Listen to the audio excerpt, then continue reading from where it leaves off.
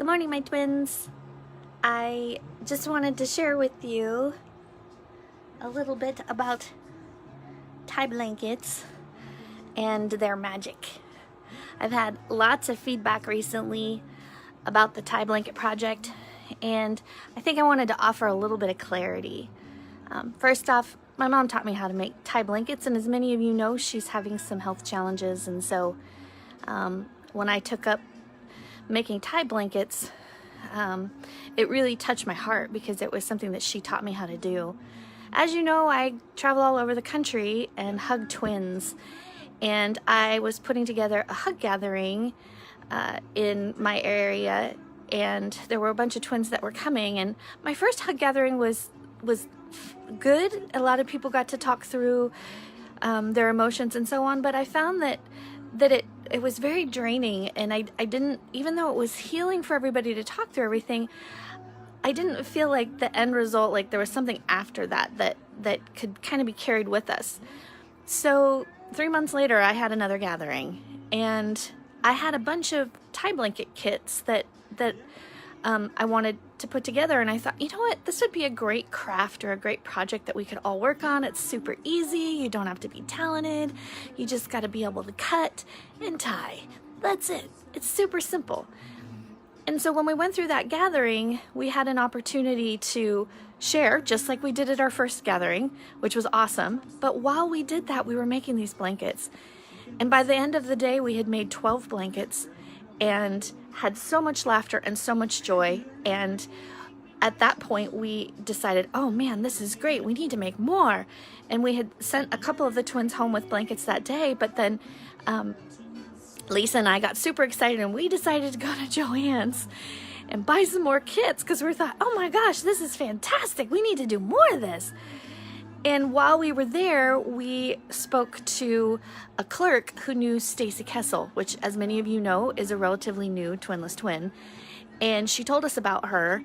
Well, long story short, we went back to the place that we held the event, grabbed one of the blankets we had made that weekend, and we beelined it up to her twin's graveside to wrap her up in that blanket.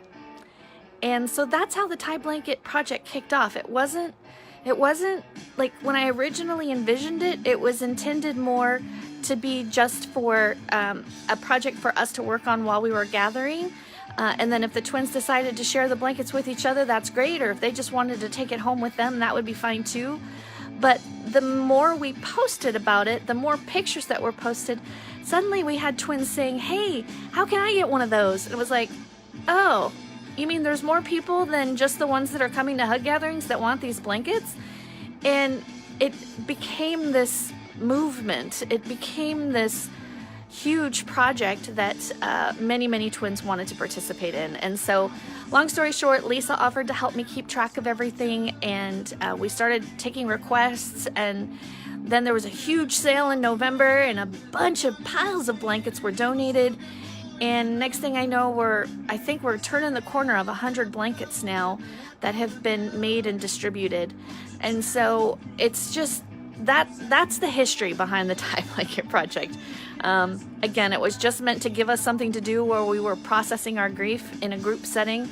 And yes, Lucy, I do see your note about sending you the little cards. I will absolutely put together a little kit for you, so you can have all the shipping materials that are needed. And so that's the next step in all of this evolution, is suddenly, how are we going to get all these blankets to all these twins, not just locally, but internationally?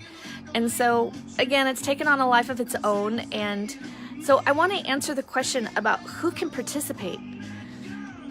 So that music is really loud. Hang on, I've got Alexa. Alexa, stop. She listens so good. Oh my gosh, it's awesome. Okay, so let me provide some clarity about who can participate. The biggest thing about the blankets is, well, truthfully, anybody can participate. We just want to make sure that, I've got this funky hair. Anyways, we just want to make sure that when we make a tie blanket, we say it's made for twins by twins. So it's absolutely 100% acceptable for support people to participate, to cut and tie. It's fine. We just want to make sure that at least one side of each blanket is tied by a twin. For those that are being distributed. Now, Lucy, I know that your husband, I believe, made you a tie blanket, and that is fabulous. As far as we're concerned, that's just as much a part of the project as the ones that are made by twins. So I am very, very grateful for that innovation around the project, and that there was a support person that wanted to do that, because they really embraced the message of us cutting out our grief, or at least acknowledging that there's grief, that it's painful, and then tying with love. I mean, it's so meaningful. So anyone can participate. Your support people can participate. You can participate. So what are the ways you can participate? There's lots of ways you can participate. You can go buy kits at Joann's, and you can cut and tie yourself. We do have a GoFundMe where people, they don't want to cut and tie. They don't want to go through that, but they would love to contribute fiscally. There is a GoFundMe that you can contribute to help offset the cost of shipping. Is it something that we need? No. So far it's been self-funded and by donations of kits. So we've, that isn't like an urgency for us. We're still going to continue to do blankets and ship blankets. But if you're looking for a way to contribute, those are the ways that you can. And then for those that are feeling super crafty, it doesn't matter where you are in the country. I can send you shipping supplies and the little Twinful cards. If you really want to be a part of this project and you're like, hey, I love to make tie blankets, I want to do that, we can absolutely find a way to include you in that. We just need people to reach out to us. Lisa Watson and I right now are the ones that are kind of overseeing the project. If there's someone else that wants to participate in managing the requests and the distribution of the blankets, anybody who wants to participate can. And again, you don't have to be a twin. If you just want to be part of the project, it's okay. We want to include you. We want to include as many people as possible. We just think it's an amazing project.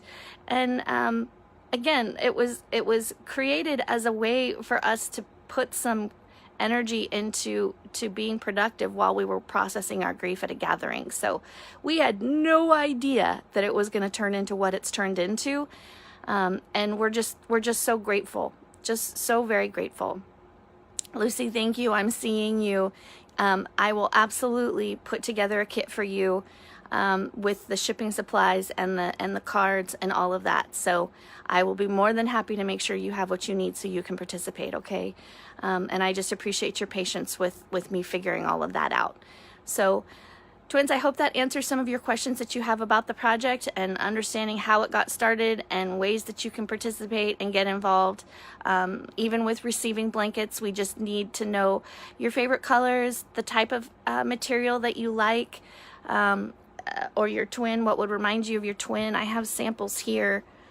I have, there's this blue with plaid, and I have a whole mountain of, I brought 10 blankets with me to work on while we're on our road trip. So we're out in the Taj Mahal, traveling, collecting hugs, doing our thing, and I just love all of you so much. I hope that this was helpful, and I will look forward to connecting with you all again very soon. I love you. Goodbye. Bye-bye. Bye. Good morning. Bye. Bye. Bye. Have a great day. Okay? Okay, bye.